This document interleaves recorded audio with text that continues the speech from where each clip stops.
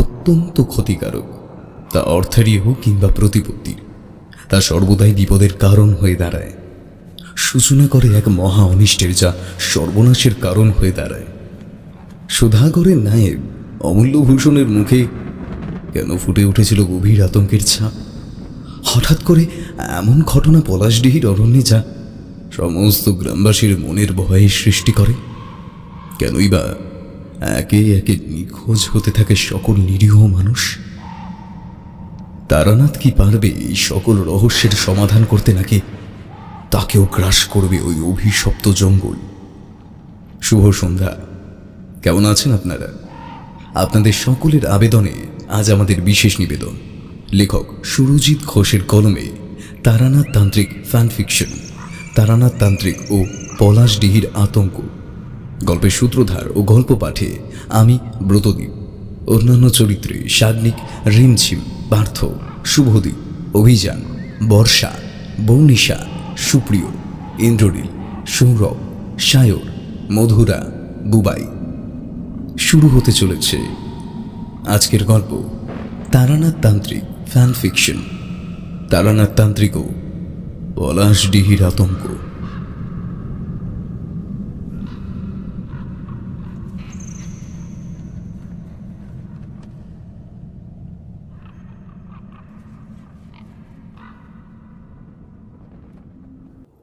সকালবেলায় ঘুম থেকে উঠে চোখ খুলতেই দেখলাম আকাশের মুখ ভার। কোথা থেকে চাপ চাপ শ্রাবণের ঘন কালো মেঘ এসে জমা হয়েছে সমগ্র আকাশটির বক্ষে। সূর্য দেবতা বহু চেষ্টা করেও নিজের মুখখানি দেখাতে অপারগ হয়েছেন, ফলে পরিবেশ হয়ে উঠেছে সম্পূর্ণ মেঘাচ্ছন্ন ও অনুজ্জ্বল। ঝোড়ো বাতাসের গতিবেগ জানান দিচ্ছে আসন্ন ঝড়ের পূর্বাভাস। বৃষ্টি নামবার আশঙ্কায় ছাতাখানি সঙ্গে নিয়ে আমি রওনা দিলাম মঠলেনের উদ্দেশ্যে। আমার স্থির বিশ্বাস কিশোরীও আজ হাজির হবে তারানাথের গৃহে। এমন বাদলার আবহে গা ছমছমে জমাটি লোমহর্ষক গল্প শোনার আস্বাদ একবার যে শ্রোতা পেয়েছে সেই জানে এর মহিমা ঠিক কতখানি। পথে নামতেই টুপটাপ শব্দে বৃষ্টি আরম্ভ হলো। ছাতাখানা মেলে ধরলাম মাথার উপরে। মোড়ের মাথায় এসে দেখলাম কিশোরী দোকানে বসে পা দোলাতে দোলাতে গরম ফুলুরিতে কামড় বসাচ্ছে। আমাকে দেখা মাত্রই প্রফুল্লিত হয়ে উচ্চ কণ্ঠে সে বলল, আরে ভাই আছে, এসো এসো, একটু গরম চা আর ফুলুরি খাও। আমি সৌজন্যের হাসি হেসে ভিজে ছাতা নামিয়ে রেখে কাঠের বেঞ্চে উঠে বসলাম। ইতিমধ্যেই বৃষ্টির মাত্রা বেশ খানিকটা বেড়েছে, সাথে হাওয়ার দাপটও। কিশোরী এবার দোকানদারের উদ্দেশ্যে বলল, ও দাদা, দুটো চা আর কয়েকটা ফুলুরি দিন তো। কিশোরী, গল্প শোনার আগ্রহ তো দেখছি তোমার মনেও জেগে উঠেছে। হ্যাঁ ভাইয়া, সে আর বলতে, এরকম মেঘলা দিনে যেন কোনো কাজেই মন বসে না ঠিকঠাক। মন শুধুই টানে তারানাথের কাছে যাওয়ার জন্য। এটা তুমি একেবারে হক কথা বলেছো ভাই। দোকানদার চা আর ফুলুরি বাড়িয়ে দিল আমার দিকে। উষ্ণ ধুমায়িত চায়ের ভারে চুমুক দিয়ে ফুলুরিতে কামড় বসালাম। তা কি ধরনের গল্প তারানাথের কাছ থেকে শুনবে বলে মনস্থির করেছো? আজ একেবারে আলাদা ধরনের কিছু শুনবো তারানাথ তান্ত্রিকের কাছ থেকে। তার ঝুলিতে তো আর গল্পের অভাব নেই। বেশ বেশ, চলো এবার মডেলিং যাওয়া যাক। আর বিলম্ব করা মোটেই উচিত হবে না। দাদা, একটা পাসিং শোয়ের প্যাকেট দিন। পাসিং শো কিনে নিয়ে গল্প গুজব করতে করতে ছাতা মাথায় আমরা হাঁটা লাগালাম। বৃষ্টির বহর ক্রমে ক্রমে বাড়তেই থাকলো। তারানাথের বাড়ির দরজায় টোকা মারতেই চারি এসে তা খুলে দিল। আরে কাকাবাবু যে, কতদিন পর আবার। আসুন আসুন, ভিতরে আসুন। আমরা ভিতরে ঢুকে এলাম। চারিও দৌড়ে আগল তুলে দৌড়ে উঠে পড়ল দাওয়ায়। কাকাবাবু, আপনারা একটু বসুন, আমি বাবাকে ডেকে দিচ্ছি, কেমন? এই কথা বলে চারি অন্দরে চলে গেল। আমরা তক্তার উপর বেশ জড়ো সড়ো হয়ে বসলাম। সামান্য সময় বাদেই তারানাথ হাসি হাসি উজ্জ্বল মুখে হাজির হলো সেথায়। তার পিছু পিছু চলে এলো চারিও। কি হে, এসে পড়েছো তোমরা? ভালো ভালো। সত্যি কথা বলতে আমি নিজেও যেন তোমাদের জন্যই অপেক্ষা করছিলাম। চারিমা, এই যে এই যা তো মা, ওদের জন্য দুবেলা চা করে আন। চারি সম্মতিসূচক ভঙ্গিমায় ওপর নিচে সামান্য মাথা নেড়ে চলে গেল রান্নাশালায়। ঠাকুরমশাই, এই নিন, এটা আপনার জন্য। এটা বলে আমি সিগারেটের প্যাকেটটা এগিয়ে দিলাম তার দিকে। একটা হাসির রেখা ফুটে উঠল তারানাথের ওধর ওষ্ঠে। প্যাকেট থেকে সিগারেট বার করে ঠোঁটের ডগায় তা গুঁজে ফস শব্দে আগুন ধরিয়ে হুস হুস টান দিলেন তিনি। কিশোরী ডান হাতের চেটোয় বাম হাত ঘষতে ঘষতে নিরপরাধ বালকের মতো আবদারের ভঙ্গিমায় বলল, ঠাকুরমশাই, আজ একেবারে আলাদা ধরনের কিছু শোনান দেখি, যা এর পূর্বে কখনো আমরা শুনিনি। কিশোরীর কথায় তারানাথ খানিক হেসে উত্তর দিল, হ্যাঁ বেশ, তবে তাই হোক। আজকে যে ঘটনা তোমাদের বলতে চলেছি তা আমার জীবনে ঘটা অন্যান্য আর 5টা ঘটনা থেকে সম্পূর্ণ আলাদা। এই তো চা এসে গেছে, তোমরা আগে চাটা খেয়ে নাও কেমন? চারি এসে দুপেয়ালা চা আর ছোলা কলাই ভাজা রেখে গেল আমাদের সম্মুখে। আমরা সেগুলি সদ্গতি করতে শুরু করলাম। তারানাথ সিগারেট শেষ করে নারকেলের ভাঙা মালায় তা ফেলে দিয়ে আরম্ভ করলো গল্প বলা।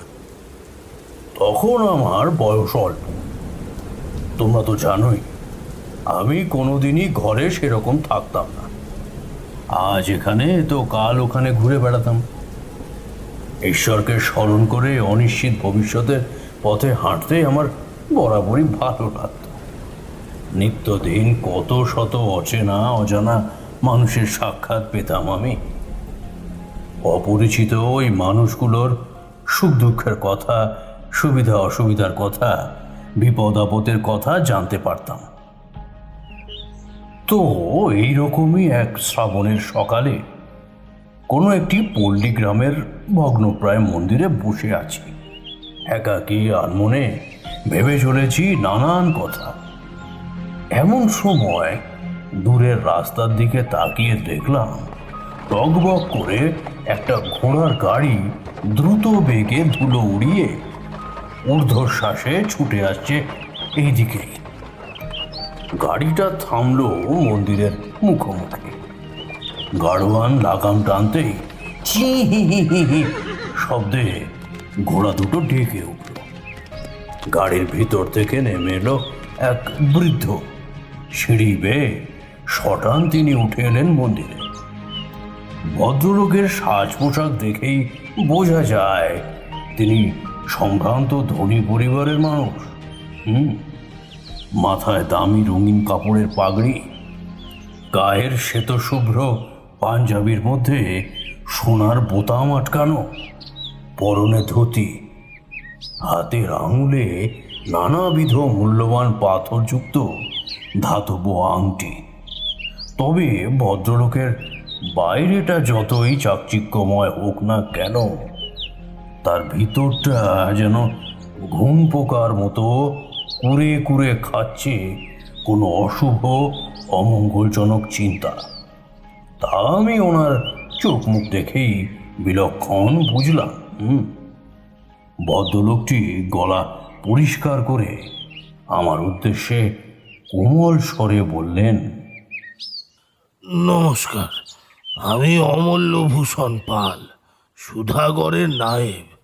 বাবা, তুমি আমার থেকে বয়সে অনেক ছোট, তাই আর তোমাকে আপনি আজ্ঞে করছি না গো। না না, সে ঠিক আছে। আপনি এত কুণ্ঠাবোধ করছেন কেন? বলুন, কি বলবেন বলুন। আচ্ছা বাবা, তুমি কি তারানাথ তান্ত্রিক? আগে হ্যাঁ, আমি তারানাথ। কিন্তু কেন, কি হয়েছে? বৃদ্ধ যেন আমার উত্তরে হাঁপ ছেড়ে বাঁচলেন। আমি দেখলাম করজোড়ে তিনি ভগবানের উদ্দেশ্যে প্রণাম জানালেন। কোনো গভীর সংকটের হাত থেকে মুক্তির পথ খুঁজে পেলে মানুষের মুখে যেমন একটা অসীম খুশির ঝলমলে আভাস ফুটে ওঠে, তার মধ্যেও সেই একই আভাস আমি লক্ষ্য করলাম। ঈশ্বরের অশেষ করুণা, তাই তোমাকে এখানে পেয়ে গেলাম। লোকমুখে আমি জানতে পেরেছিলাম তুমি নাকি এ গ্রামে এসেছো, তাই সমস্ত কাজ ফেলে তড়িঘড়ি আমি ছুটে এলাম তোমার খোঁজে। তবে মনের মধ্যে একটা ভয় সর্বদাই কাজ করছিল, যদি আমি পৌঁছানোর আগে তুমি অন্য কোথাও চলে যাও তাহলে ভারী সমস্যায় পড়তাম বাবা। হ্যাঁ, যাই হোক, মঙ্গলময়ের কৃপায় তুমি এখনো এইখানেই আছো। বাবা, বাবা তারানাথ, তোমাকে একটিবার আমার সাথে সুধাগরে যেতেই হবে বাবা, কয়েকদিনের জন্যই মাত্র। তবে তুমি না গেলে সব কিছু ছারখার হয়ে যাবে, গোটা গ্রামখানাই উজাড় হয়ে যাবে। ওখানে যা সব শুরু হয়েছে তার মাথা মুন্ডু আমি কিছুই বুঝতে পারছি না। এবার তুমি আমার শেষ ভরসা বাবা। আপনাদের সুধাগড়ে কি সমস্যা হয়েছে? সুধাগরে নয় গো বাবা, সুধাগরে নয়। সুধাগরের পাশে পলাশডিহি নামের এক বিশাল গহীন অরণ্য রয়েছে। যত সমস্যা ওই জঙ্গলটাকেই কেন্দ্র করে। তুমি এবার চলো আমার সাথে, এক মুহূর্ত সময় অপচয় করা আর উচিত কার্য হবে না গো। বাকিটা আমাদের জমিদার মশাইয়ের মুখ থেকেই শুনবে না হয়। এবার চলো বাবা, চলো। অমূল্যভূষণের মুখ কোনো অযাচিত আতঙ্কের করাল গ্রাসে সম্পূর্ণ ফ্যাকাশে হয়ে গেল। আমাকে সুধাগড়ে যাওয়ার জন্য বিনীতভাবে আরও বেশ কয়েকবার অনুরোধ করলেন তিনি। শেষমেশ আমি তার সাথে যাব বলায় অমূল্যভূষণের যেন আনন্দের অন্ত রইল না। আমি এটুকু বুঝলাম যে কোনো এক গুরুতর সমস্যার সম্মুখীন হয়েছে সুধাগড়ের মানুষ। সুধাগড়ে এসে আমি দেখলাম এত বড় একটা গ্রাম, অথচ মানুষের সমাগম নেই কোনো স্থানে। মাঠ ঘাট রাস্তা বাড়ির আনাচ কানাচ সব একেবারে শুনশান। কেবলমাত্র দু একজন নজরে পড়ল, তবে তাদের দেখে আমার সুস্পষ্ট ধারণা হলো যে ওরা যেন মাত্রা অতিরিক্ত কোনো আতঙ্কের মধ্যে দিবানিশি যাপন করছে। পথে আসার সময় সুধাগড়ের নায়ক মশাই মানে অমূল্যভূষণ একটিও কথা কন, সমানে কি যেন বিড়বিড় করে বলে চলেছেন তিনি। তাকে দেখে মনে হয় কেউ যেন তার মাথার উপর এক রাশ চিন্তার বোঝা চাপিয়ে দিয়েছে। সুধাগড়ের জনমানবহীন প্রকৃতি ভালোভাবে পর্যবেক্ষণ করতে লাগলাম আমি। ঘোড়ার গাড়ি ছুটে চলল জমিদার বাড়ির দিকে। সুধাগড়ের জমিদার বাড়ি প্রকাণ্ড। সিংহদ্বারে প্রবেশ করতেই একজন মধ্যবয়সী সৌম্যকান্তি পুরুষ এগিয়ে এলো আমার পানে। নত হয়ে পদধূলি মাথায় নিল সে। আপনি আমার প্রণাম গ্রহণ করুন ঠাকুর মশাই। আমি দিব্যজ্যোতি সেন, এই সুধাগড়ের জমিদার। থাক থাক, মা তোমার মঙ্গল করুন। আসুন ঠাকুর, আপনি ভেতরে আসুন। আগে স্নান খাওয়া সেরে নিন, তারপর বিশ্রাম নিয়ে না হয় সব কথা শুনবেন। আচ্ছা বেশ, তাই হোক। এরপর আমি, জমিদার দিব্যজ্যোতি আর নায়েব অমূল্যভূষণ জমিদার বাড়ির অন্দরমহলে প্রবেশ করলাম। স্নান ও মধ্যাহ্ন ভোজনের পর্ব মিটে যেতে আমি কক্ষের জানলা দিয়ে বাইরের পানে তাকালাম। ওপর ঘরের জানালা হওয়ার কারণে সেখান থেকে দেখা গেল দূরের বিশাল বিশাল ময়ূরে ঘেরা একখানি বনভূমির অগ্রভাগ। আমি বুঝলাম তবে ওটাই পলাশডিহির জঙ্গল। কিন্তু কি এমন জিনিস রয়েছে ওই জঙ্গলের মধ্যে যেমন ত্রাসের সৃষ্টি করতে সক্ষম হয়েছে? পড়ন্ত বিকালের গোধূলি আলো একসময় জানালা গলে ঘরে ঢুকে এলো। সূর্য ক্রমে ক্রমে ঢলে পড়ল পশ্চিম আকাশে। পাখিরা ফিরে গেল নিজেদের বাসায়। ধরিত্রীর বুকে নেমে এলো ঘোর কালো আঁধার। আমার কক্ষের বাইরে এসে দাঁড়ালো দিব্যজ্যোতি। মুখ বাড়িয়ে সে বলল, ঠাকুরমশাই, ভিতরে আসতে পারি? আরে আরে দিব্যজ্যোতি, ভেতরে এসো এসো। আমি কখন থেকে ব্যাকুল হয়ে বসে আছি সমস্ত ঘটনা শুনবো বলে। আসার পথে নায়েব মশাইয়ের মুখ থেকে তেমন কিছুই জানতে পারিনি। তিনি শুধু এইটুকুই বলেছেন যে যত সমস্যার মূলে নাকি ওই জঙ্গল। এবার তোমার মুখ থেকে আমি সবটা শুনবো। দিব্যজ্যোতি একটা আরাম কেদারা টেনে নিয়ে আমার মুখোমুখি বসলো। তারপর খুব করুণ সুরে বলতে শুরু করলো, ঠাকুরমশাই, একটা অজানা সমস্যার সম্মুখীন হয়েছি আমরা। সেই সমস্যা থেকে আমাদেরকে আপনাকেই উদ্ধার করতে হবে। সুধাগড়ের বাসিন্দাদের প্রধান জীবিকার কেন্দ্র হলো ওই পলাশডিহির জঙ্গল। পলাশডিহি জঙ্গলের মধু এই তল্লাটে বিখ্যাত। জঙ্গলের শুকনো পাতা, কাঠ, গাছের ছাল বিভিন্ন কাজের জন্য ব্যবহৃত হয়। সর্বাধিক মূল্যবান বস্তু হলো ওই জঙ্গলের নানাবিধ ভেষজ উদ্ভিদ। এই সমস্ত কিছু বিক্রি করেই আমার প্রজারা জীবন ধারণ করে। সবই ঠিকঠাক চলছিল, কিন্তু হঠাৎ করে কী যে হলো তা সত্যিই জানি না। ওই পলাশডিহির জঙ্গল যেন রাতারাতি সাক্ষাৎ মরণপুরীতে পরিণত হলো। জঙ্গলের মধ্যে যারাই যাচ্ছে তারাই আজীবনের জন্য নিখোঁজ হয়ে যাচ্ছে। আস্ত মানুষগুলো যেন বাতাসের সাথে কর্পূরের ন্যায় মিলিয়ে যাচ্ছে। এখন ভয়ের চোটে জঙ্গলের ধারে কাছে আর কেউ ঘেঁষতে চায় না। সকলের রুজি রোজগার বন্ধ হয়ে গেছে। সুধাগড়ে কৃষিকাজ তেমন একটা হয় না বললেই চলে, তাই জঙ্গলটাই ছিল ওদের অর্থ উপার্জনের একমাত্র উৎস। আজ সে পথ বন্ধ হয়েছে। সকলে এবার না খেতে পেয়ে মারা পড়বে। অনেকেই সুধাগড় ছেড়ে একে একে অন্যত্র চলে যাচ্ছে। যতই হোক, আধ পেটা খেয়ে তো আর দীর্ঘদিন বেঁচে থাকা যায় না। এইরকমভাবে চললে হয়তো স্বল্প দিনের মধ্যেই মরুভূমি হয়ে যাবে সমগ্র সুধাগড়। আমার পূর্বপুরুষের এই বসত বাটি, এই বিশাল জমিদারিত্ব সব কিছু ছেড়ে ছুড়ে প্রাণের তাগিদের শেষে চলে যেতে হবে হয়তো। আমার যা যা করার ছিল আমি সব কিছু করেও ব্যর্থ হয়েছি। এবার আপনি কিছু একটা করুন, দয়া করে কিছু একটা করুন। দিব্যজ্যোতি অসহায়ের মতো আমার হাত দুখানি জড়িয়ে ধরে আকুতি মিনতি করতে লাগলো। আমি তাকে সান্ত্বনা দিয়ে বললাম, আচ্ছা, বেশ, ঠিক আছে, আমি দেখছি বিষয়টা। তুমি এখনই এত ভেঙে পড়ো না তো। মাথা ঠান্ডা করে সঠিকভাবে বলো তো, কতদিন আগে মানুষ জঙ্গলে ঢুকে আর ফিরল না? আমার কথায় দিব্যজ্যোতি মনে মনে হিসাব কষে বলল, আজ থেকে ঠিক 7 দিন আগে গ্রামের একদল মধু সংগ্রহকারী ঢুকেছিল অরণ্যে। সারাটি দিন কেটে গিয়ে রাত্রি নামলেও ওরা কেউ আর ফিরল না। পরদিন সকালে আমি একদল লেঠেল পাঠালাম ওদের খোঁজে। খোঁজ আনা তো দূরের কথা, লেঠেলরাও আর ফিরল না ওই পলাশডিহি থেকে।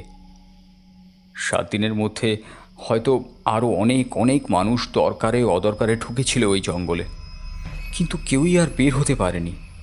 ওই জঙ্গলের মধ্যে যে ঠিক কী ঘটেছে সে বিষয়ে আমরা কেউ বিন্দুমাত্র অবগত নই। আমার কপালে চিন্তার গভীর ভাঁজ পড়ল। সুধাগড়ের জমিদারের কথা শুনে চিন্তিত কণ্ঠে জিজ্ঞাসা করলাম, আচ্ছা, এই ধরনের সমস্যা কি এর আগেও ঘটেছিল কখনো? কোশমিন কালেও না। আমি তো কোন ছাড়, আমার পিতা কিংবা পিতামহের আমলেও এই জঙ্গল কখনো এমন রাক্ষসে হয়ে ওঠেনি। তবে মাত্র 7 দিন পূর্বে কি এমন ঘটনা ঘটল যে জঙ্গলে এমন আমূল পরিবর্তন দেখা দিল? বাবা, ওই জঙ্গলে ভয়ানক কোনো দানব বা প্রেতাত্মা আশ্রয় নিয়েছে। তা না হলে কি এমন একটা হয়? গোটা গ্রামের মানুষেরও এই একই বিশ্বাস জন্মেছে। এমন জলজ্যান্ত মানুষগুলো কি করে বেপাত্তা হয়ে যাচ্ছে শুনি। আমিও আমার গ্রামের মানুষদের স্থির বিশ্বাস যে ওই জঙ্গলের ভেতরে থাকা দানই তাদের ধরে ধরে খেয়ে ফেলছে। কথাগুলো বলতে বলতেই ঘরে ঢুকে এলেন নায়েব মশাই। তার হাতে ধরা স্বচ্ছ গ্লাসের শীতল পানীয় আমাদের সামনের ছোট্ট চৌকিটার উপর নামিয়ে রাখলেন তিনি সেটা। এক গ্লাস পানীয় আমি দিলাম দিব্যজ্যোতিকে, আর একটা আমি নিজে নিলাম।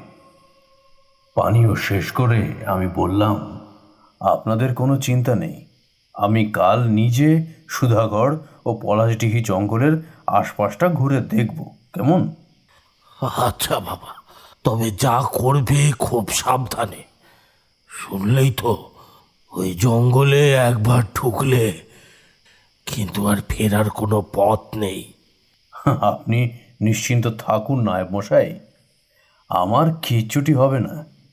রাত্রিবেলায় নৈশভোজ সমাপ্ত করে আমি শয্যায় গা এলিয়ে দিলাম। ছোট্ট লণ্ঠনটি বৃহৎ ঘরের সুবিশাল অন্ধকার মোচনে বিফল প্রতিপন্ন হয়েছে।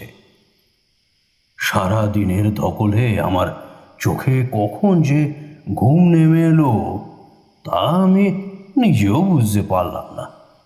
গভীর রাতে দেখলাম এক এক বিচিত্র স্বপ্ন।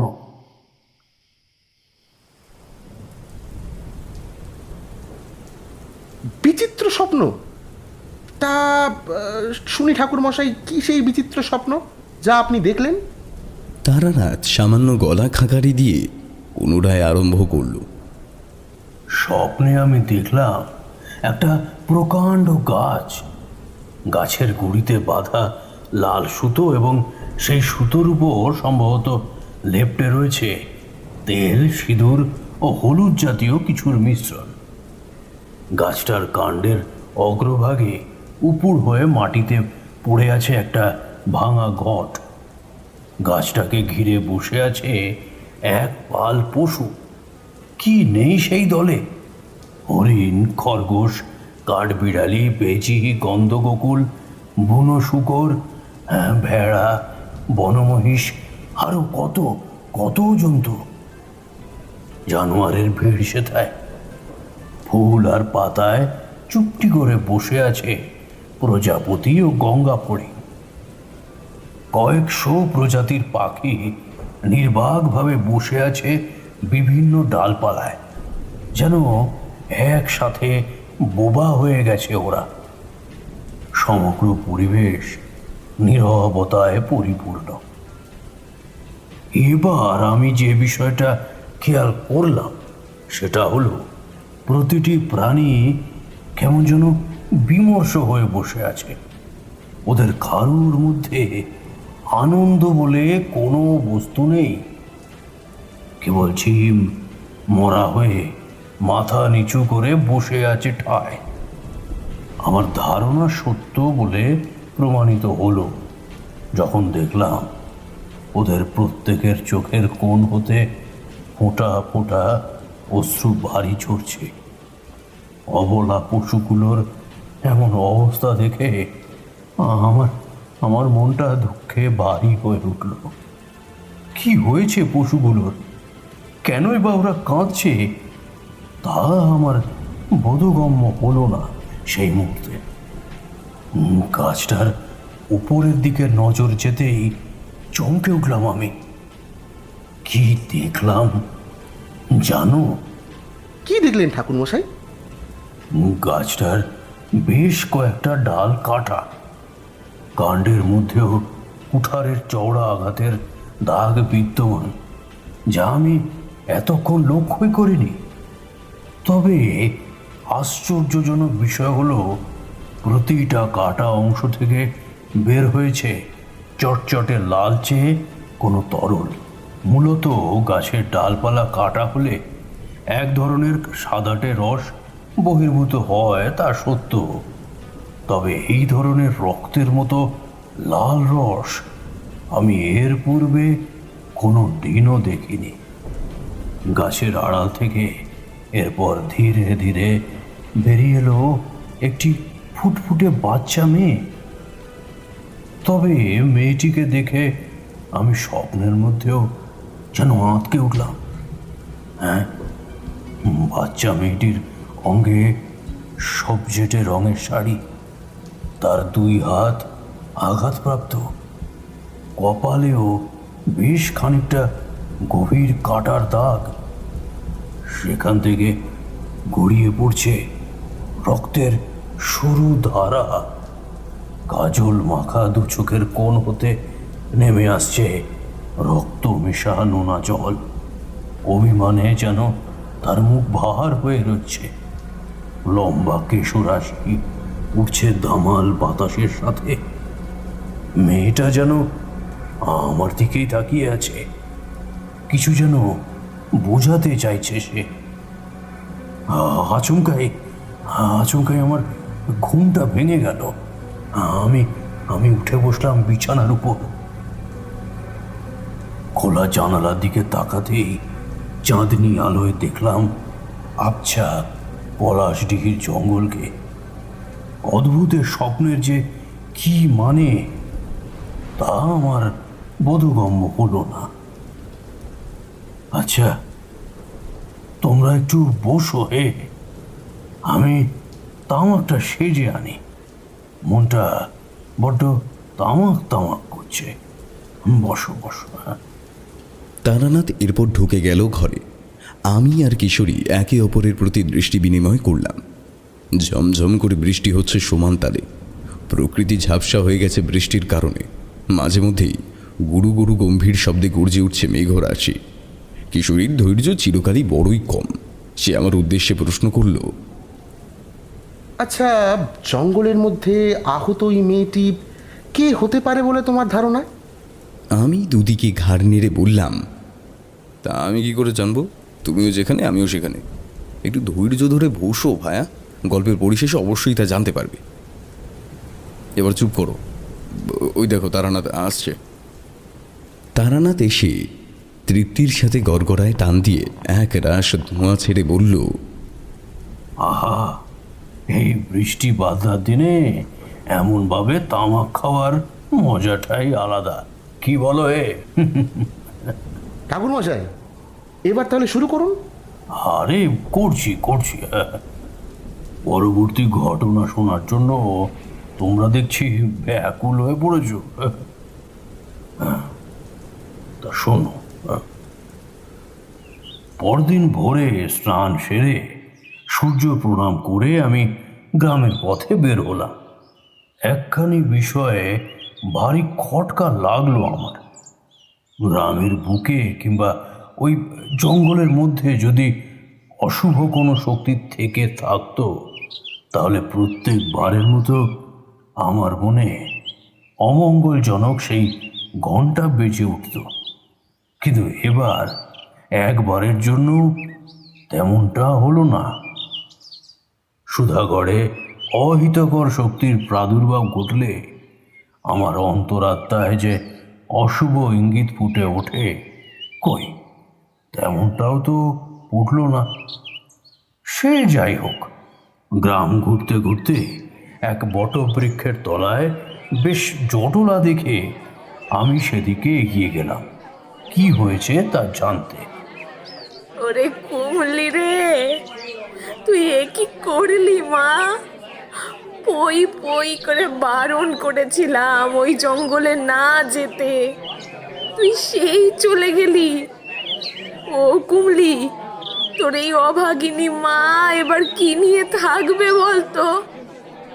হে অন্তর্যামী, ফিরিয়ে দাও, ফিরিয়ে দাও আমার মেয়েটাকে, ফিরিয়ে দাও। ওই যে আমার সব ছিল। কুমলির মা, তুমি কি গো? জানোই তো আমাদের পলাশডিহির জঙ্গল আর সেই পুরাতন শান্তশিষ্ট নিরুপদ্রব জঙ্গল নেই। ওই জঙ্গল এখন দানর বাসস্থান। তাই আমাদের বড়দেরই তো উচিত ছোটদের আগলে রাখা, সাবধানে রাখা। তুমি যদি ওকে ঘরে বন্দি করে জল আনতে যেতে, তাহলে তো আর এই সর্বনাশটা হতো না। আমার মতিভ্রম গো পদ্মা বউ, সবই আমার মতিভ্রম। পুকুর ঘাটে গেলাম জল আনতে, কুমলি বাড়িতে একাই রইল। কিন্তু বাড়ি ফিরে দেখি কুমলি কোথাও নেই। তারপর যখন দেখলাম খুঁটিতে ছাগলটাও বাঁধা নেই, তখন বুঝলাম পোড়ামুখী ওটারে চড়াতে নিয়ে গেছে জঙ্গলে। কুমলির মায়ের কথা শুনে গ্রামের এক বৃদ্ধা পান চিবোতে চিবোতে বললেন, তবে তুমি যাই বলো বাছা, তোমার একটু সাবধান হওয়া দরকার ছিল। তুমি তো জানতে যে ছাগলটাকে ঘাস খাওয়ানোর জন্য জঙ্গলে নিয়ে যাওয়া ওর প্রতিদিনের অভ্যাস। বাচ্চা মেয়ে, ওর কি আর মনে থাকে অত শত কথা? হয়তো অভ্যাসবশত ছাগলটাকে নিয়ে ও চলে গেছে জঙ্গলে। আমি বুঝলাম কুমলি নামের এক শিশু কন্যা ভুলবশত প্রবেশ করেছে ওই জঙ্গলে, কিন্তু জঙ্গলের বর্তমান পরিস্থিতির কারণে সে আর ফিরবে না এমনটাই ধরে নিয়েছে সকলে। আমি তাড়াতাড়ি সেই জঙ্গলের দিকে রওনা দিলাম। আমাকে অন্তত একবার শেষ চেষ্টা করতেই হবে। পলাশডিহি জঙ্গলের সামনে এসে ভালো করে গাত্র বন্ধন করে নিলাম।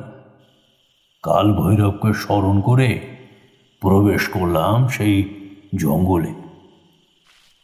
জঙ্গলের মাটিতে পা রাখতে একটা বিজাতীয় তীব্র গন্ধ আমার নাকে এলো, তবে গন্ধটা মোটেও বিশ্রী নয়, এক মিষ্টি ফুরফুরে গাঢ় সুবাস।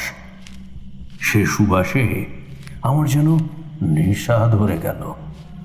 গাছগাছালির পাতা ঠেলে আমি ক্রমশ ভেতরে ঢুকতে লাগলাম। এত বড় গহীন বনে কুমলিকে খোঁজা ছিল খড়ের গাদায় সূচ খোঁজার মতো অবস্থা। এবার আমি একটা অদ্ভুত বিষয় বুঝতে পারলাম। জঙ্গলের মধ্যে ঢুকে এসেছি অনেকখানি, কিন্তু এখনো পর্যন্ত কোনো পাখি, পশু কিংবা নিদেন পক্ষে একটা পোকামাকড়ের আওয়াজ পর্যন্ত পাইনি। এমন তো হওয়ার কথা নয়, এই যে সম্পূর্ণ প্রকৃতি বিরুদ্ধ। জঙ্গলের ভিতরে যত ঢুকতে লাগলাম ততই ওই গন্ধের বাড়বাড়ন্ত উত্তরোত্তর বৃদ্ধি পেতে থাকলো। ওই গন্ধের মধ্যে কি যেন একটা রয়েছে যা আমার মনকে পবিত্র করে তুলল ধীরে ধীরে। ভক্তিতে আমার মাথা যেন আপনি হতেই নত হয়ে এলো। অনেকখানি বেলা কাটিয়ে ফেলেছি। শেষমেশ নিরুপায় হয়ে বাড়ি ফেরার পথ ধরলাম। আচমকা একটা রিনিঝিনি নূপুরের শব্দ কানে আসতেই পিছন ফিরে তাকালাম। ভাবলাম কুমড়ি বোধহয় ফিরে আসছে আমার পিছু পিছু, কিন্তু পিছন ফিরে আর কাউকে দেখতে পেলাম না। তবে একটা ঝোপ দুলে উঠল বিনা বাতাসে। আমি প্রবল উত্তেজনার সাথে বললাম, কুমলি, তুমি এখানে আছো? কুমলি, কুমলি, ভয় পেও না, আমার কাছে এসো, আমি তোমার মায়ের কাছে পৌঁছে দেব তোমায়। এসো কুমলি। আমার প্রশ্নের কোনো প্রত্যুত্তর আসছে না দেখে আমি সেই ঝোপের কাছে এগিয়ে গিয়ে বাক্যহীন হয়ে পড়লাম। কোথায় কে? কুমড়ি তো সেখানে নেই। আবার হাঁটা লাগালাম ফেরার পথে। দ্বিতীয়বারের জন্য পাওয়া গেল সেই নূপুরের শব্দ। ঘাড় ঘুরিয়ে কাউকেই দেখতে পেলাম না আমি। এ কি ঘটছে আমার সাথে? আমি যতবার পিছন ফিরি ততবারই ওই নূপুরের শব্দ বেজে আমাকে যেন অনুসরণ করছে, কিন্তু যখনই ঘাড় ঘুরাচ্ছি তখনই সব ফাঁকা। সহসা আমার মনে একটা কথা এলো, আচ্ছা এমনটা নয় তো যে কোনো অদৃশ্য কেউ আমার পিছু নিয়েছে? আমি যখন যখন হাঁটছি তখন সেও হাঁটছে, ফলস্বরূপ তার পায়ের নূপুর বেজে উঠছে। আর যখন আমি থামছি তখন সেও থেমে যাচ্ছে, যার জন্য আর কোনো শব্দ হচ্ছে না। কথাটা ভাবতেই আমার গায়ে কাঁটা দিয়ে উঠল। দ্রুত পায়ে জঙ্গল ছেড়ে বেরিয়ে এলাম। একইভাবে সামঞ্জস্য বজায় রেখে নূপুর বেজেই চলল। তবে আমি আর কিন্তু পিছন ফিরে তাকাইনি। একেবারে বাইরে বেরিয়ে আর চোখে একটিবার তাকাতে আমার মনে হলো একটা অস্পষ্ট বাচ্চা মেয়ে মানুষ যেন মিলিয়ে গেল অরণ্যে। বিকেল গড়িয়ে সন্ধ্যা হতে আমি দিব্যজ্যোতির কাছ থেকে খবর নিলাম কুমলি ফিরেছে নাকি। সে বিষয়ে সে বিষণ্ণ বদনে নিরসভাবে বলল, আগে না ঠাকুর, সে ফিরে আসেনি, আর হয়তো ফিরবেও না কোনোদিন।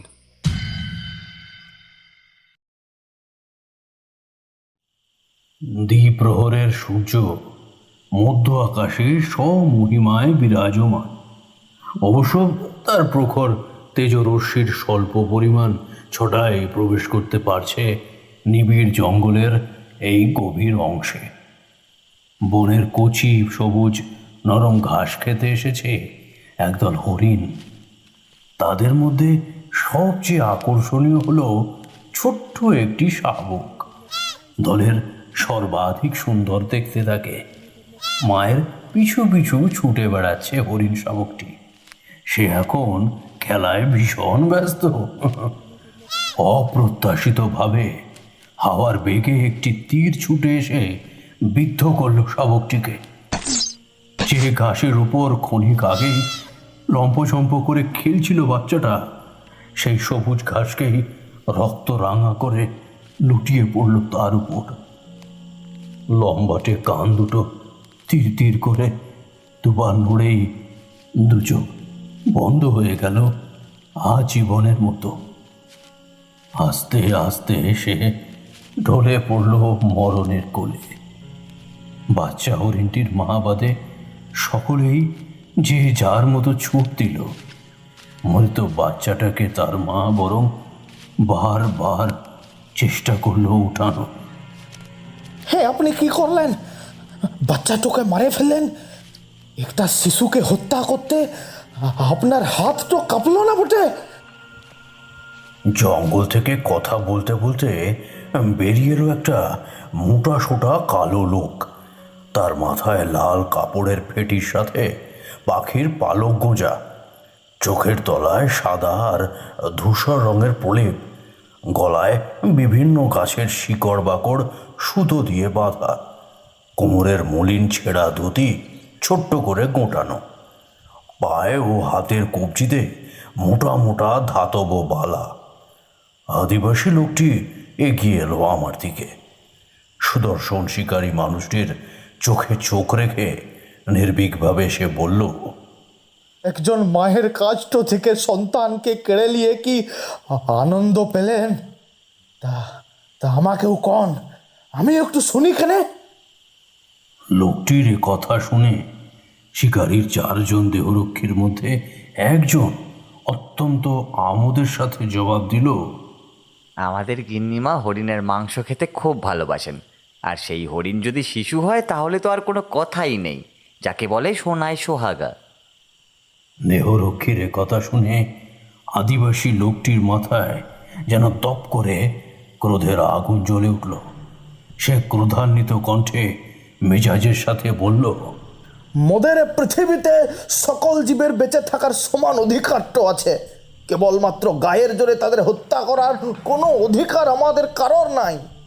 শিকারী এতক্ষণ যাবৎ নির্বাক থাকার পর শেষমেশ ধৈর্যচ্যুত হয়ে মুখ খুলল, বলল, এত বড় বড় জ্ঞানের কথা যে বলে চলেছ সেই থেকে, তা তুমি কি জানো আমি কে? না, জানি লাই, আর জানতেও চাই না। মুই শুধু একটুকু কথা জানি, আপনারা মস্ত বড় অপরাধী। আপনারা মস্ত বড় একটা অপরাধ করেছেন। চুপ করো, নিজের ভালো চাও তো চুপ করো, না হলে কঠিন থেকে কঠিনতর শাস্তি ভোগ করবে তুমি। তুমি জানো না কার মুখের উপর কথা বলছো সমানে। আমি তোমার স্পর্ধা দেখে স্তম্ভিত হয়ে যাচ্ছি। সত্য কথা বলতে তো মুই ডরাইলা, তাই মুখেও সব শাস্তির কথা বলবেন লাই। তুমি কি জানো এই গোটা জঙ্গলটাই আমার।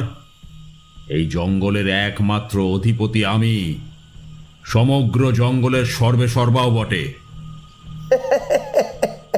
আপনি আপনি হাসালেন মুখে। এই জঙ্গল কার জানেন? ওই যে ওখানে ও বিশাল গাছটা দেখছেন, এই জঙ্গল তার। এই জঙ্গলের যিনি মাথা, তিনি ওই বৃদ্ধের মতো অবস্থান করছেন। এ কথা বলে সে ফের অঙ্গুলি নির্দেশ করল ওই মস্ত মহিরুহের পানে। গাছটিকে ভালোভাবে পর্যবেক্ষণ করলো প্রত্যেকে। একটা অত্যন্ত সাদামাটা স্বাভাবিক গাছ। গাছটির মধ্যে প্রকৃতিগত অস্বাভাবিকত্বের কোনো চিহ্নই নেই। গাছটার সামনেটা বেদির মতো, তার অগ্রভাগে একটা মাটির ঘট প্রতিষ্ঠিত। সেই ঘরটির গায়ে সিঁদুর দিয়ে একটি চিহ্ন অঙ্কিত। ঘটের মুখে আম পাতা আর তার উপর রাখা কোনো একটি ফল। জায়গাটিতে ছড়িয়ে ছিটিয়ে আছে কয়েকটা ফুল। গাছটার কাণ্ডের সাথে বাঁধা কতগুলো রং বেরঙের সুতো। আদিবাসী লোকটি সেই গাছটির উদ্দেশ্যে নত শিরে প্রণাম করল। তার এমন ধারা ভক্তি দেখে এক রক্ষী হাসতে হাসতে তাচ্ছিল্যের সুরে বলল, কি আছে ওই গাছটার মধ্যে? একটা সাধারণ বৈচিত্র্যহীন গাছ মাত্র, ওটাতে নাকি আবার জঙ্গলের অধিপতির বাস। বলি, তুমি কি বদ্ধ পাগল নাকি? সুস্থ মানুষের পক্ষে তো এই ধরনের কথা বলা সম্ভব নয়। পাগল আমি না, পাগল তোমরা। তোমরা সকলে পাগল। এই গাছটার কারণে এই জঙ্গল এত প্রাণবন্ত, এত সুন্দর, এত শান্তিদায়ী। আর টাকার খনি তো আছে কোথাও। আমি নিত্যদিন ফুল কুড়াই ওই গাছটার তলে, পূজা করি ভক্তির সাথে। আজও এসেছিলাম পূজা করতে, আর এসে দেখলাম তোমাদের এই কাণ্ড কারখানা। এই গাছটাকে মুদের সম্প্রদায়ের সকলেই মেনে চলে। এই জঙ্গল আমার। এই জঙ্গলের মালিক কেবলমাত্র আমি, আর অন্য কেউ নয়। শিকারীর কথার উপরেই জোরালো গলায় সেই আদিবাসী বলল, মোটেও না। এই জঙ্গল শুধুমাত্র ওই বৃক্ষের মধ্যে যিনি থাকেন তার। তুমি ঠিকই বলেছ রক্ষী। এই নির্ঘাত কোনো পাগল। পাগল ছাড়া কি আর কেউ এমন কথা বলতে পারে? ওই গাছটার মধ্যে জীবিত কারোর পক্ষেই থাকা কি আদৌ সম্ভব? রক্ষী, তোমরা এক্ষুনি গাছটাকে কেটে ফেলো। আমি নির্দেশ দিচ্ছি তোমাদের। দেখি তারপর কে কি করতে পারে। শিকারীর কথা শুনে যেন লাফ দিয়ে উঠল সেই আদিবাসী। মুহূর্তে জোয়ার শক্ত হয়ে উঠল তার। চোখ সংকুচিত করে সে চাপা সুরে বলল, মোটেও ভুল করবেন লাই। সব ছারখার হয়ে যাবে, এক ধ্বংস হয়ে যাবে এক সকল কিছু। আপনার এই এত অহংকার চূর্ণ বিচূর্ণ হয়ে যাবে, আমি কয়ে দিলাম। ক্ষয়ক্ষতির ভয় এই শর্মা পায় না। আমার যা বিপুল অর্থ রয়েছে, তাতে যে কোনো সমস্যা সামাল দেওয়া আমার পক্ষে তেমন কোনো ব্যাপারই নয়। মূর্খ, মূর্খ, আপনি মহামূর্খ। মস্ত বোকামি তো করছেন বটে, পরে তা হাড়ে হাড়ে টের পাবেন। রক্ষীর দল এবার ধারালো অস্ত্র নিয়ে উদ্যত হলো সেদিকে। একের পর এক কোপাঘাত নেমে এলো গাছটার গায়ে। সদ্য কাটা অংশ থেকে গদগদ করে বেরিয়ে এলো লালচে এক তরল। হাতের লাঠি দিয়ে ওরা ভেঙে ফেললো মঙ্গল ঘট। কয়েকটা ডালপালা কাটতেই সশব্দে কান ফাটানো আওয়াজ করে বিনা মেঘে বজ্রপাত হলো। দুজন রক্ষী বজ্রাঘাতে নিমিষে শেষ হয়ে গেল। ধাউ ধাউ করে জ্বলতে থাকলো তাদের মৃতদেহগুলো। শিকারী সেই মানুষটি হিতাহিত জ্ঞান শূন্য হয়ে তড়ি ঘড়ি দৌড় লাগালো। বাকি দুই রক্ষীও প্রাণ বাঁচাতে চম্পট দিল যে যার মতো। ঠায় দাঁড়িয়ে রইল শুধু সেই আদিবাসী পূজারী। সজল চোখে বুক ফাটা উচ্চ রবে সে চিৎকার করে বলল, নিজেদের মৃত্যু ফাঁদ তোমরা নিজেরাই তৈরি করলে।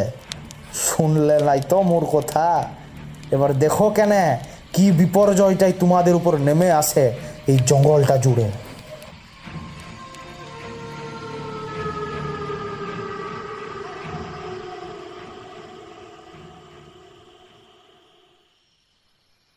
ভোর রাতের দেখা স্বপ্ন ক্রমশ ঝাপসা হয়ে এলো। এরপর আর কিছুই দেখতে পেলাম না। বিছানা থেকে উঠে সামান্য জলপান করতেই বুঝলাম এতক্ষণ আমি যা যা দেখেছি এই সমস্ত কিছুই ছিল স্বপ্ন। তবে আমি বেশ উপলব্ধি করেছি যে এগুলো নিছকই কোনো স্বপ্ন নয়, এগুলো যেন কোনো ঘটনার টুকরো টুকরো প্রতিচ্ছবি, যা ঘুমন্ত অবস্থায় আমার চোখের সামনে ফুটে উঠেছে। গতকাল রাতের দেখা স্বপ্ন আর আজকের দেখা এই স্বপ্নের মধ্যে কোথাও না কোথাও কোনো যোগসূত্র আছে। স্বপ্নের সমস্ত কিছু সুষ্ঠুভাবে দেখলেও শিকারী ব্যক্তিটির আকার আয়তন পরিষ্কার হলেও মুখখানি ঠিকঠাক দেখতে পাইনি, একটি বারের জন্যও না। তবে তার গলার স্বর ভারী চেনা ঠেকলো আমার। এ কণ্ঠ আমার খুব পরিচিত, কোথায় যেন শুনেছি। হুবহু একই ধরনের কণ্ঠ, তা কিছুতেই মিলিয়ে উঠতে পারলাম না। সেই মুহূর্তে আমি সিদ্ধান্ত নিলাম কালকেও পলাশডিহির জঙ্গলে যাব। এই সমস্ত কিছুর মধ্যে যে জিনিসটা আমার বোধগম্য হলো তা হলো নিখোঁজ ব্যক্তিদের রহস্যের সমাধান করতে হলে ওই জঙ্গলের একেবারে গহীনে আমাকে প্রবেশ করতেই হবে। সমস্ত কিছু প্রশ্নের উত্তর লুকিয়ে আছে সেথায়। আপনি এই সমস্ত কিছু স্বপ্নে দেখলেন ঠাকুরমশাই? হ্যাঁ গো কিশোরী, তাহলে আর বলছি কি, সমস্ত বিষয়টাই আমি স্বপ্নের মধ্যেই দেখলাম। সাত সকালে আমি উপস্থিত হলাম পলাশডিহির জঙ্গলে। গাত্রবন্ধন করে নিতে আমার ভুল হলো না। একখানা গাছের ডাল ভেঙে পাতা সরিয়ে আমি এগিয়ে গেলাম গভীরে। সেই পবিত্রময় সুগন্ধটা যেন আঁকড়ে ধরল আমায়। আমার মনে হলো একটা বাচ্চা মেয়ে মানুষের মুখ আমি এক ঝলক দেখলাম ঝোপের অন্তরালে। নুপুরের রেনিচিনি শব্দটা ফিরে এলো আবার। জঙ্গলের মধ্যে একটি পশু পাখিও নজরে পড়ল না। সবাই যেন গা ঢাকা দিয়েছে কোনো এক ভয়ে। সমগ্র জঙ্গল জুড়ে যেন নেমে এসেছে ভয়ানক কোনো অভিশাপ। কতক্ষণ এক নাগাড়ে হেঁটেছিলাম তার কোনো ইয়ত্তা নেই। বেশ ক্লান্ত বোধ করলাম এক সময়। একটি গাছের কাণ্ডের সাথে হেলান দিয়ে বসলাম। শীতল হাওয়ায় খানিক আরাম বোধ হলো। সামনের দিকে নজর যেতেই আমি চমকে উঠলাম। আমার গোটা শরীর রোমাঞ্চিত হলো। যে বিশাল ময়ূরও পরপর দুরাত্রে আমি স্বপ্নে দেখেছি, সেই গাছটি বর্তমানে আমার ঠিক সামনে কয়েক হাত তফাতে রয়েছে।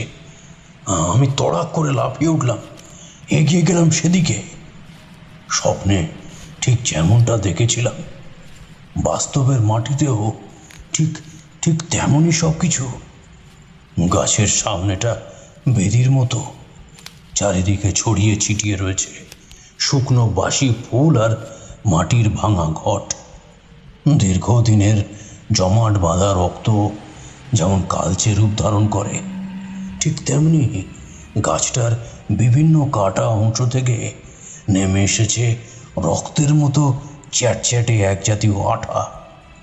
গোটা গাছকে বেষ্টন করে রেখেছে লাল হলুদ কয়েক গাছা সুতো। তোমাদের বললে বিশ্বাস করবে কিনা জানি না, আমার অন্তরের কোনো অতল থেকে উঠে এলো এক রাশ অগাধ ভক্তির স্রোত। ভেজা চোখে আমি নত হয়ে লুটিয়ে পড়লাম সেই বেদিতে। কার প্রতি যে এমনভাবে হঠাৎ ভক্তির জাগরণ হলো, কাকেই বা প্রণাম জানালাম, তা আমি নিজেই বুঝতে পারলাম না। আমি অনুভব করলাম এখানে কোনো একটি ঘটনা ঘটেছে যা আমাকে জানতেই হবে। বৃক্ষের মুখোমুখি আমি ধ্যানে বসলাম। ধ্যানে যখন আমি বিভোর হয়ে গেছি, তখন আমার বন্ধ নয়নে যুগলে ভেসে উঠল এক দৃশ্যপট। যে গাছের নিচে আমি ধ্যানমগ্ন ছিলাম, ধ্যানের মাধ্যমেও সেই একই গাছের দর্শন পেলাম। গাছ দুটি যে একই তা আমি শতভাগ নিশ্চয়তার সাথে কইতে পারি। ধ্যানে পরিষ্কার দেখলাম গাছটির তলায় জ্বলন্ত দুটি মৃতদেহ পড়ে আছে। প্রাণহীন শরীর দুটোয় দাউ দাউ করে জ্বলছে সর্বগ্রাসী অগ্নির লেলিহান শিখা। মৃতদেহগুলো যে কাদের হতে পারে তা অনুমান করা মোটেও কষ্টসাধ্য ব্যাপার নয়। তোমরাও নিশ্চয়ই বুঝতে পারছো ও দুটি কারা হতে পারে। হ্যাঁ ঠাকুরমশাই, মৃতদেহ দুটো হলো দেহরক্ষীদের, যা আপনি রাতে স্বপ্নে দেখেছিলেন। এই তো, হ্যাঁ, একেবারে ঠিক ধরেছ দেখছি। এরপর আমি দেখলাম সেই আদিবাসী পুরুষটিকে। সে বুক চাপড়ে কাঁদতে কাঁদতে বেদিতে মাথা ঠুকে বলছে, মা মা তুই ওদের কমাটো করিস মা, মোর কথাটা ওরা শুনলো নাই। তোর গায়ের কুঠার চুয়ালে এত এত বড় ওদের স্পর্ধা।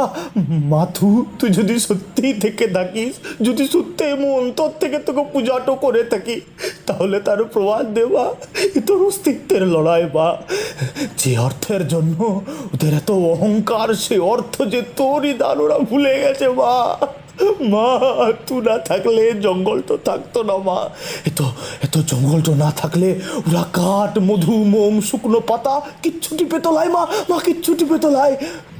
মূর্খের দল, এইটুকু বুঝার ক্ষমতা তোদের লাই। তুই ঠিক করেছিস যে দুজন রক্ষী তোর তোর তোর গায়ে আঘাত করেছে, তাদের মাথায় বাজ ফেলেছিস।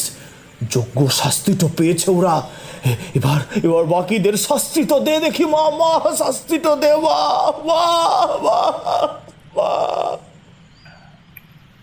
আদিবাসী পুরুষটির বলা কথা এবার ক্ষীণ থেকে ক্ষীণতর হয়ে এলো ক্রমশ।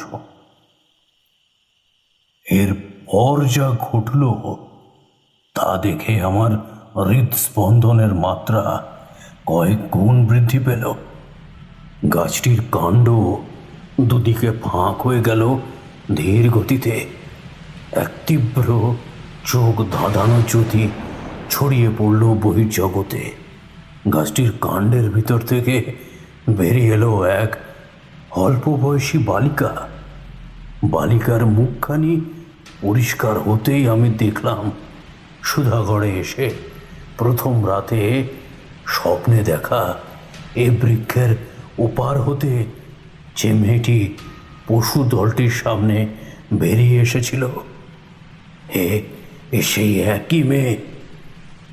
বালিকার বিশাল কেশরাশি লকলকে সাপের মতো যেন ফনা তুলে উঠছে বাতাসে। তার দুই নেত্র হতে যেন অগ্নিবর্ষণ হচ্ছে।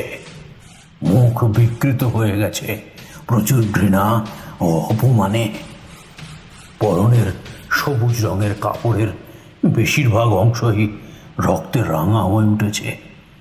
কণ্ঠের গাছগাছালির মালা এক ঝটকায় ছিঁড়ে ফেলে অতি আহত বাঘিনীর ন্যায় গর্জে উঠলেন তিনি। বললেন,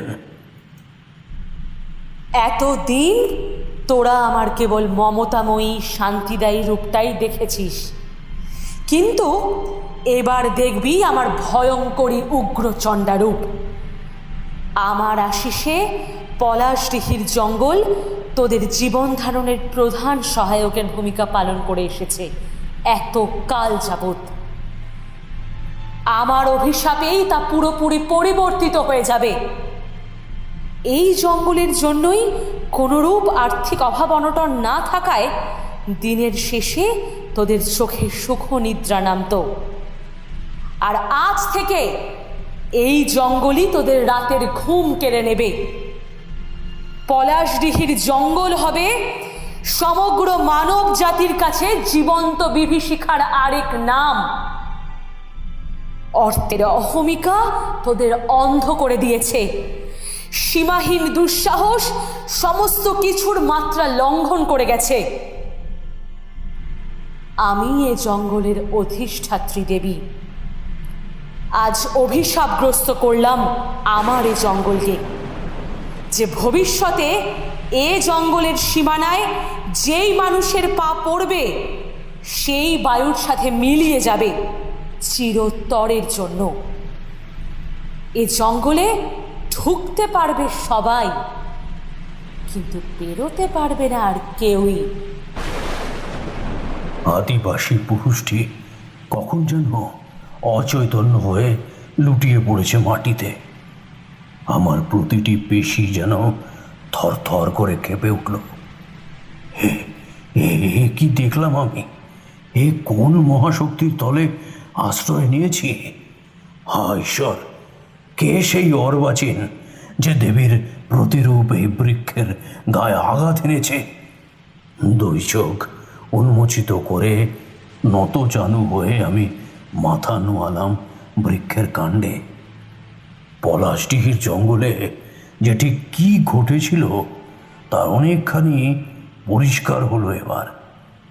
দেবীর উদ্দেশ্যে পুনরায় প্রণাম করে আমি ফেরার পথ ধরলাম। আমার যা জানার ছিল তা আমি জেনে গেছি। গতকাল রাতে দেখা স্বপ্নে ঠিক যতটা অংশ দেখেছিলাম, ধ্যানের মাধ্যমে তার পরবর্তী অংশটুকু সম্পর্কে অবগত হয়ে গেলাম। শুধু একটি জিনিসই মিলিয়ে উঠতে বাকি রইল, আর সেই শিকারী মানুষটি তবে কে ছিল? এই প্রশ্নের উত্তর পেলেই গোটা বিষয়টা খোলসা হয়ে যাবে একেবারে। তারানাথের কথা শেষ হতেই কিশোরী বলল, ঠাকুরমশাই, তাহলে কি সত্যি সত্যি পলাশদিঘির ওই বিশেষ গাছটার মধ্যে কেউ থাকতো? তবে কি আদিবাসী পূজারী সঠিক করেছিল? কিন্তু কিন্তু এ কি করে সম্ভব? তারানাথ ডানে বামে মাথা নেড়ে সম্মতিসূচক ভঙ্গিতে মৃদু হেসে উত্তর দিল, হ্যাঁ, থাকতো তো বটেই, তবে কোনো মানবী নয়। এক মহাদেবীর আবাসস্থল ছিল ওই মহিরুহটি। তবে কোন দেবীর তা আমি এক্ষুনি বলবো না, তাহলে তোমাদের গল্প শোনার কৌতূহলটাই উবে যাবে পুরোপুরি। ঠিক আছে ঠিক আছে ঠাকুরমশাই, এরপর এরপর কি হলো তা বলুন। হ্যাঁ, বলছি শোনো। জমিদার বাড়িতে এসে আমি গভীর চিন্তায় পড়লাম। শিকারীর বেশভূষা স্বপ্নে আবছা দেখলেও তার মুখাবয়ব একটি বারের জন্য পরিষ্কারভাবে দেখতে পাইনি, কিন্তু তার গলার আওয়াজ ভারী চেনা টেকছে আমার।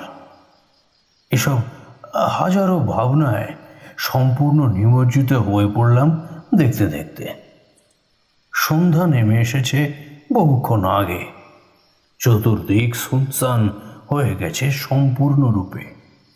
কিছু নিশাচর পাখি একসাথে ডেকে উঠল জানলার ওপারের বিশাল শিমুল গাছটা থেকে।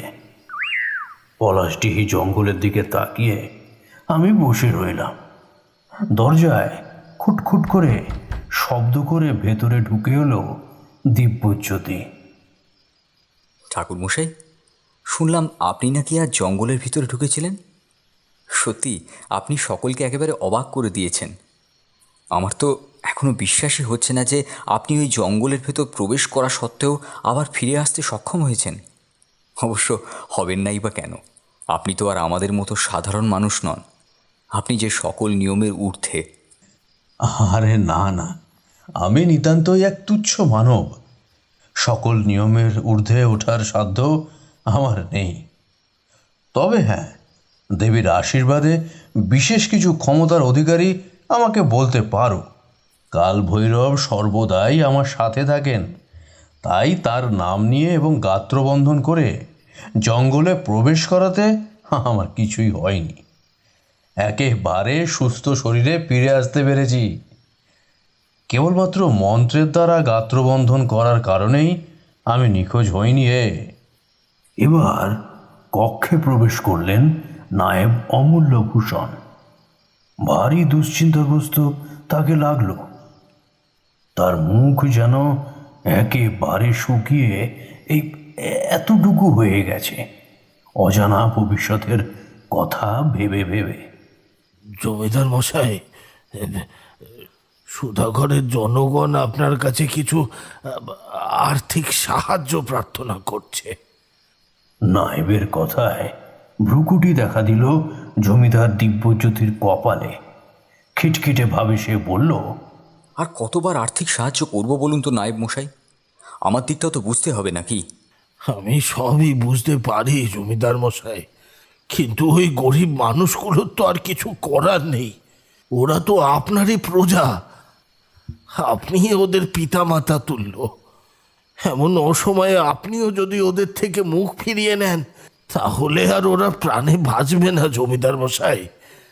আমি নির্বাক শ্রোতাস্বরূপ জমিদার দিব্যজ্যোতি ও নায়েব অমূল্যভূষণের কথোপকথন একাগ্র মনে শুনতে লাগলাম।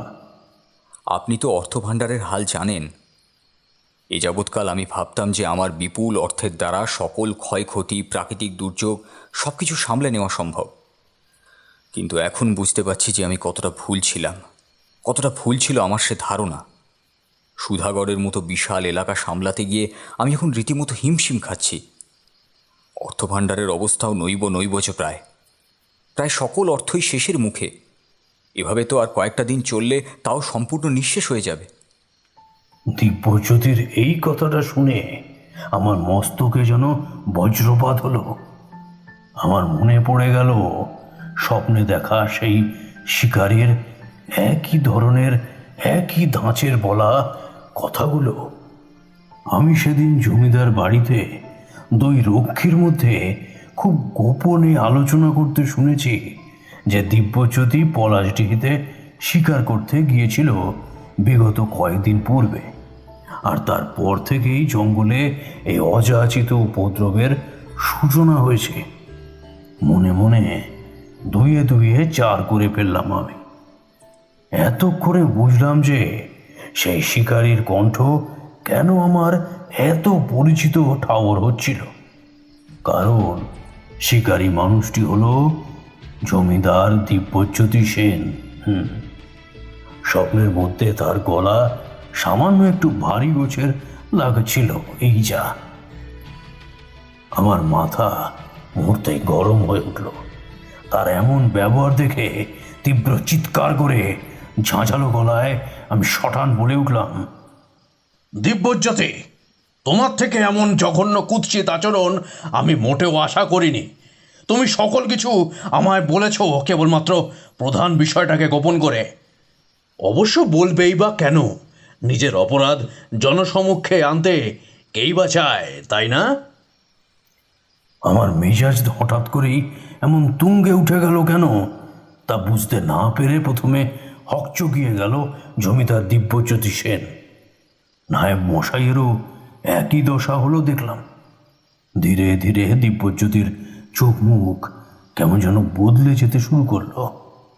নায়েব অমূল্যভূষণ উদ্বিগ্ন গলায় বললেন, কি হলো তারানাথ, তুমি এতখানি রেগে গেলে কেন বাবা?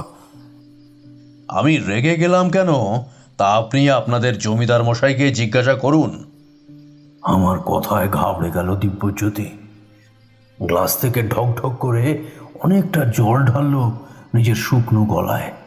এতক্ষণে সে বুঝতে পেরে গেছে যে আমি সব কিছু ধরে ফেলেছি। হাজার চেষ্টা করেও শেষ রক্ষা করতে পারা যায়নি।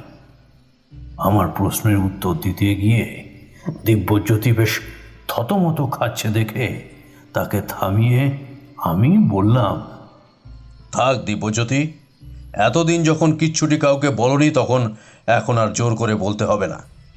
এবার আমি বলছি, বরং তুমি শোনো, সঠিক কইছি কিনা সেটা বলো, কেমন? এরপর দু রাতে যা যা স্বপ্নে দেখেছি এবং ধ্যানের দ্বারা যা বুঝেছি তা একসাথে সংযুক্ত করে আগাগোড়া বিস্তারিতভাবে বললাম। সবটা শুনে জমিদারের চোখ ফেটে জল এলো। সে করুণ সুরে বলল, আমাকে মার্জনা করুন ঠাকুর। আপনার মতো ত্রিকালজ্ঞ ব্যক্তির কাছ থেকে যে কোনো কিছুই গোপন করা সম্ভব নয় তা আমার বোঝা উচিত ছিল। আসলে আমি ভেবেছিলাম আপনি হয়তো অতীতের এই ঘটনা জানতেই পারবেন না, তাই আপ্রাণ চেষ্টা করে গেছি যে আপনাকে কিছু না জানিয়ে আপনাকে দিয়েই কোনো যাগযজ্ঞ করিয়ে সমস্ত বিষয়টার গোপনীয়তা বজায় থাকাকালীন সেটার মিটমাট করে ফেলার। সেই আদিবাসী পূজারী একেবারে সঠিক কথাই বলেছিল। আমি সত্যি মূর্খ, মহামূর্খ। আমি নিজে আজ তা স্বীকার করছি। আমি জানি যে পলাশডিহির জঙ্গলের এই অবস্থার জন্য দায়ী কেবলমাত্র আমি। হ্যাঁ, আমি ছাড়া আর অন্য কেউ নয়। এ কথা জানাজানি হলে সুধাগড়ের মানুষের সমস্ত রাগ ক্ষোভ এসে আছড়ে পড়বে আমার উপর। হয়তোবা বিদ্রোহ করে বসবে ওরা। সেই ভীষণ লজ্জা, অপমান, অমর্যাদার ভয়ে আমি মুখ খুলতে পারিনি। ওই আদিবাসীর কথা না শুনে ওই বৃক্ষে আঘাত করে আমি যে কি মহা সর্বনাশ করেছি তা আমি আজ বুঝতে পারছি। সত্যি ওই গাছটা কোনো সাধারণ গাছ ছিল না। ওটার মধ্যে অবশ্যই কিছু একটা ছিল, তবে কি ছিল তা আমি জানি না। আমার অর্থের অহংকার এই সমস্ত কিছুর মূলে। বোধহয় এই জন্যেই বলে অহংকার পতনের কারণ। আমার ক্ষেত্রে এটা একদম প্রযোজ্য। ঠাকুরমশাই, আমার এবার কি কর্তব্য আমি কিছুই বুঝতে পারছি না। সম্পূর্ণ পাগল লাগছে নিজেকে। আমায় ক্ষমা করে দিন আপনি দয়া করে বলুন আমায় কি করতে হবে। আমি ক্ষমা করার কে? যার কাছে অপরাধ করেছ ক্ষমাটা বরং তার কাছেই চেও, কেমন? মনে রেখো, ক্ষমা চাইলে মানুষ কখনো ছোট হয়ে যায় না। আর অর্থ থাকলেই যে শরীরে তার অহংকার রাখতে হবে এমন কোনো মানে নেই। পশু শিকার মহাপাপ। অবলা নিরীহ প্রাণীগুলোরও কিন্তু পরিবার বলে একটা জিনিস থাকে, তা আমাদের খেয়াল রাখা উচিত। সর্বোপরি সত্য কখনো চাপা থাকে না। দিব্যজ্যোতি, থাকে না। সত্য একদিন না একদিন সকলের কাছে প্রকাশিত হবেই হবে। আমি আপনাকে কথা দিচ্ছি ঠাকুরমশাই, এই জীবনে আমি আর কোনো প্রাণী হত্যা করব না এবং সুধাগড়ের কাউকে তা করতেও দেব না। ঠিক আছে, তুমি যে নিজের ভুলটা বুঝতে পেরেছ এটাই যথেষ্ট। ভুল যখন করেছ তা সংশোধন তোমাকেই করতে হবে। অবশ্য আমি সে ব্যবস্থা করে দিচ্ছি তোমায়। বৃদ্ধ নায়েব মশাই জমিদারের প্রতি বেশ অসন্তুষ্ট হলেন। সব কিছু শুনে রুক্ষ গলায় তিনি বিষণ্ণতার সাথে ধিক্কারের ভঙ্গিতে বললেন, জমিদার মশাই, আপনি তো আমাকেও এ সকল কিছু জানাননি। এ আপনার মোটেও উচিত কার্য হয়নি জমিদার মশাই। ঠাকুরমশাই, জঙ্গলের এই অভিশাপের কারণে আমরাও বিলীন হয়ে যাব না তো? দিব্যজ্যোতি, তুমি এখনো প্রাণের ভয় পাচ্ছ? আর ওদিকে তোমার ভুলের মাসুল গুনতে হচ্ছে কত শত নিরীহ নিরপরাধ মানুষকে। আমার উপর সামান্য ভরসা রেখো। আমি গাত্রবন্ধন করে দিলে তোমাদের উপর আর ওই অভিশাপ আর নেমে আসবে না। নায়েব মশাইকে আমি আগেভাগেই দেহবন্ধন করে দিয়েছি। তিনি জঙ্গলের ভিতরে পুজো পাঠের ব্যবস্থা করে ফেলেছেন ইতিমধ্যেই। দ্রুত পা চালিয়ে চলো, অনেকটা পথ যেতে হবে। শুভক্ষণে দেবীর পুজোয় বসতে হবে আমায়। মাথায় রেখো, আমি যখন বলবো তখন তুমি ক্ষমা চাইবে, ব্যাস, তাহলেই হবে। কি বুঝতে পারলে তো?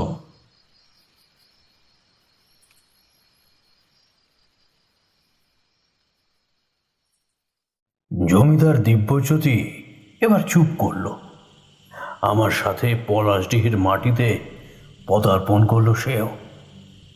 দিব্যজ্যোতিকে নিয়ে আমি এগিয়ে চললাম সেই স্থানের উদ্দেশ্যে।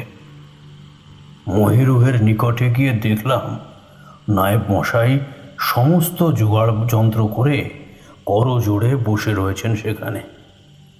শুভক্ষণ আরম্ভ হতেই বৃক্ষের সম্মুখে পুনরায় ঘট প্রতিষ্ঠা করে দেবীর পুজো শুরু করলাম। পূজার পর্ব মিটতেই অঞ্জলি দিতে বললাম দিব্যজ্যোতিকে।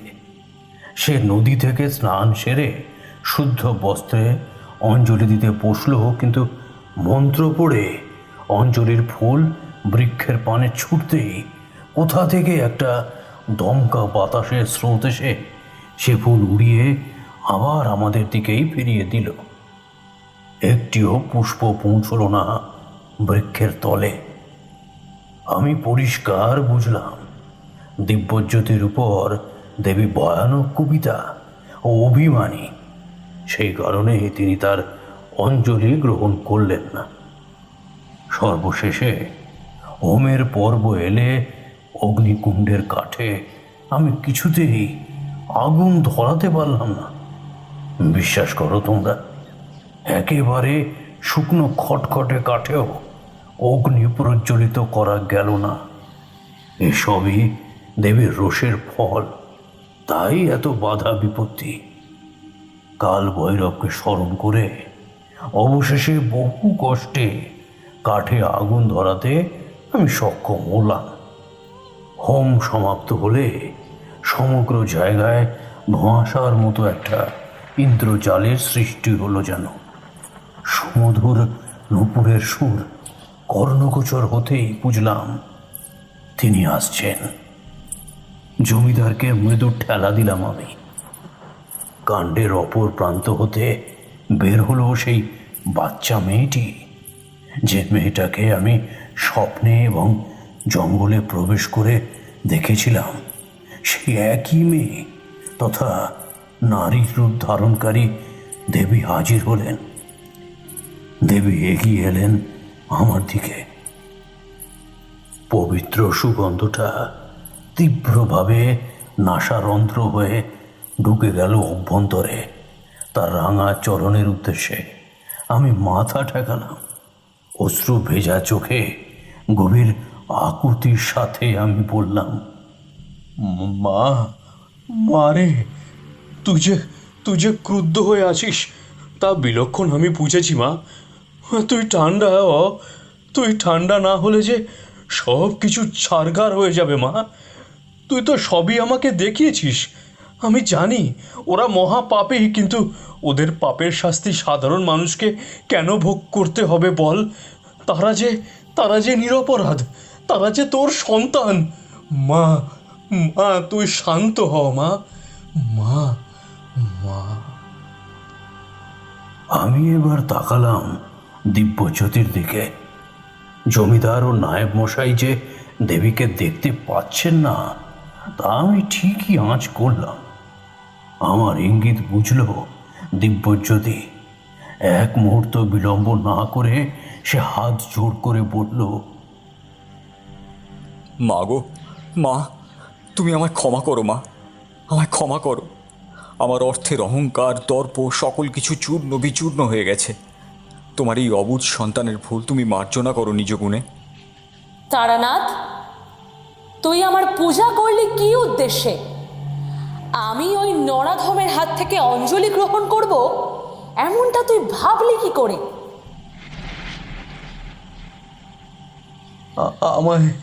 আমায় ভুল বুঝিস না রে মা। তুই তো জগৎ জননী। সন্তান ভুল করলে মাও কি তাই দেখে ভুল করতে পারে? তাছাড়াও জমিদার নিজের ভুল বুঝতে পেরেছে। এবার তুই ওকে অন্তিমবারের জন্য ক্ষমা করে দে মা। ক্ষমা করে দে। তোমার এই অবুঝ ছেলেকে তুমি ক্ষমা করো মা।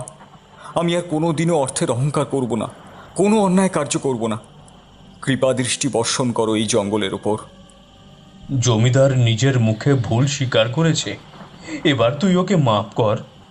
কত সাধারণ অসহায় প্রজার পেশা বন্ধ হয়ে যাওয়ার কারণে ওরা না খেতে পেয়ে মরতে বসেছে।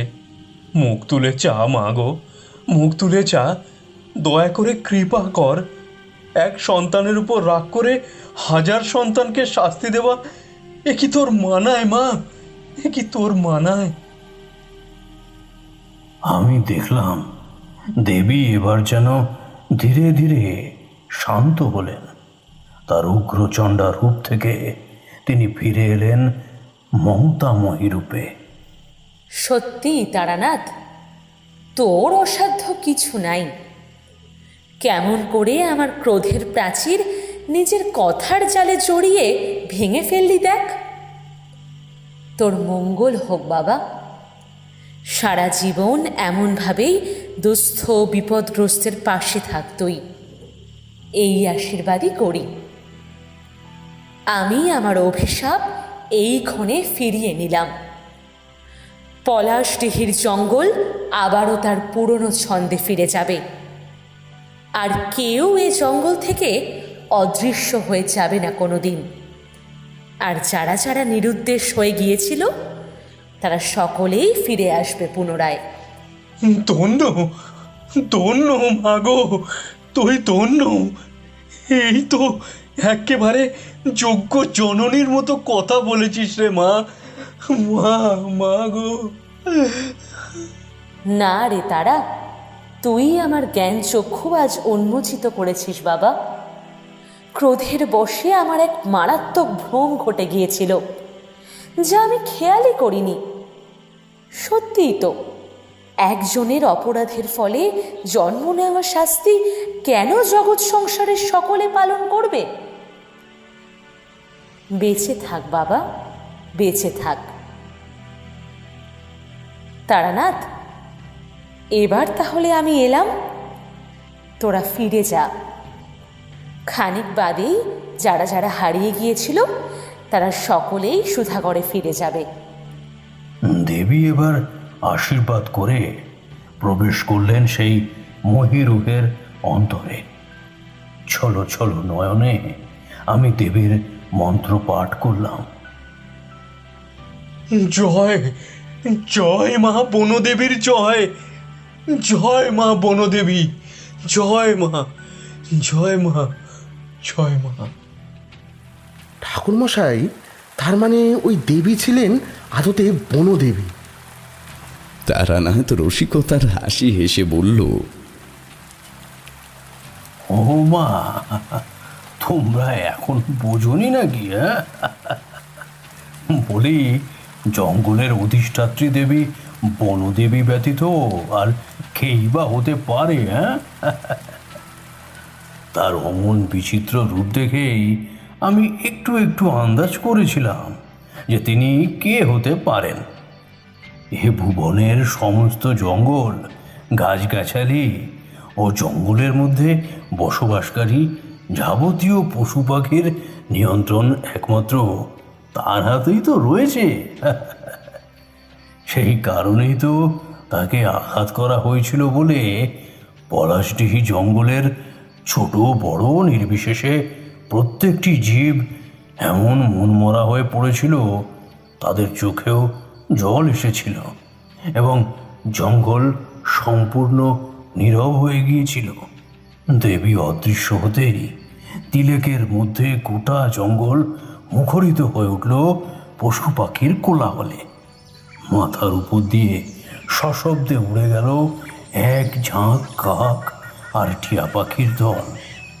নিকটবর্তী জলাশয় থেকে ভেসে এলো বক আর রাজহংসের ডাক। ফুলে ফুলে উঠতে লাগলো প্রজাপতি আর ভ্রমরেরা। এক পাল খরগোশ কচি ঘাসের সন্ধানে এদিক ওদিক ছুটাছুটি করতে লাগলো। হরিণ আর বন্য মহিষের দল জলপান করতে এলো নদীর ধারে। পলাশডিহির প্রতিটি স্থানে ছড়িয়ে পড়ল স্বাভাবিকতা। অভিশাপ মুক্ত হলো গোটা জঙ্গল।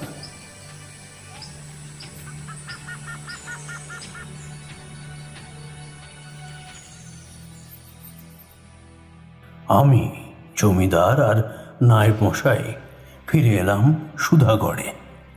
আমরা সুধাগড়ে ফিরে আসার কিছু সময় বাদেই জঙ্গল থেকে বেরিয়ে এলো কুমলি, সঙ্গে তার সেই পোষ্য ছাগলটিও।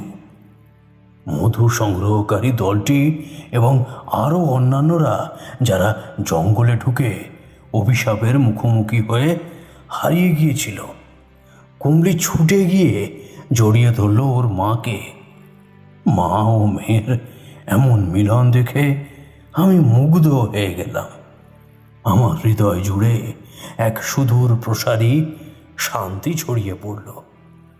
সুধাগড়ের প্রত্যেক মা বনদেবীর নামে জয়ধ্বনি দিল। তারপর ফিরে এলাম জমিদার বাড়িতে। পরবর্তীতে যারা সুধাগড় ছেড়ে চলে গিয়েছিল অন্যত্র, তারা সকলেই আবার উপস্থিত হলো নিজ নিজ পৈতৃক ভিটায়। আমি তাহলে এবার আসি নায়েব মশাই। দিব্যজ্যোতি, আমাকে এবার বিদায় দাও। ওরা আমাকে কিছুতেই ছাড়তে রাজি হলো না। বারবার অনুরোধ করলো আরেকটি দিন অন্তত সুধাগড়ে আমি যেন কাটিয়ে যাই। কিন্তু তোমরা তো জানোই, এক স্থানে বেশি দিন থাকার অভ্যাস আমার নেই।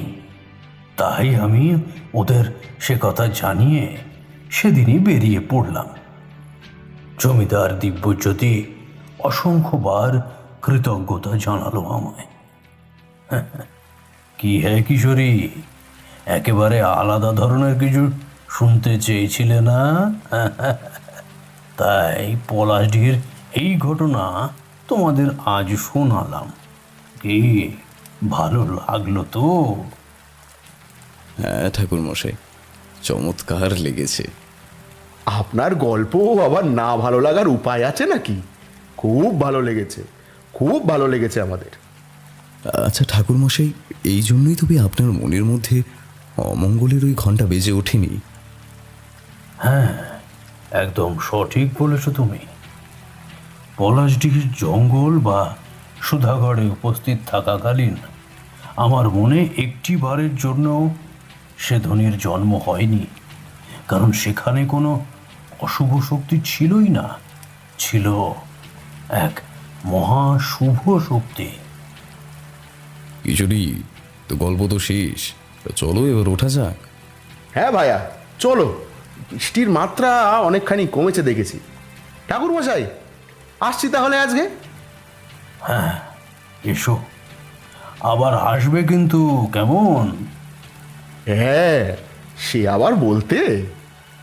ভালো থেকো সবাই। তারানাথের হাসি মাখা মুখ দেখে আমরা বিদায় নিলাম। বের হলাম নিজেদের বাসস্থানের উদ্দেশ্যে।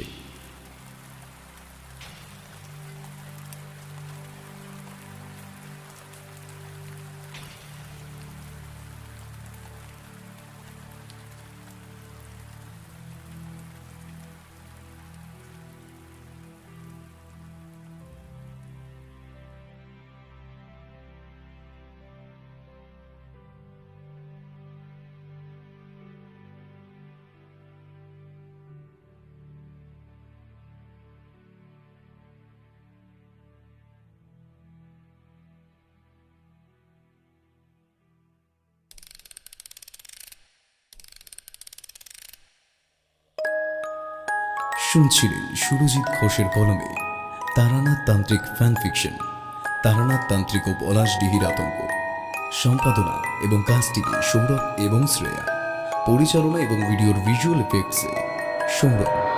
বিশেষ সহযোগিতায় প্রায়ণ এবং সায়র। এডিটিংয়ে সায়র এবং পোস্টার ডিজাইনে কৃষ্ণেন্দু মণ্ডল। আমাদের গল্পটি ভালো লেগে থাকলে লাইক করে দেবেন এবং আপনাদের মূল্যবান মতামত কমেন্টে জানাতে ভুলবেন না। আরও নতুন নতুন গল্প শুনতে চ্যানেলটি সাবস্ক্রাইব করে পাশে থাকা বেল আইকনটি প্রেস করে দেবেন, যাতে নতুন কোনো গল্প এলে তা সরাসরি সবার আগে পৌঁছে যায় আপনার কাছে। শুনতে থাকুন মিডনাইট ফ্যান্টাসি।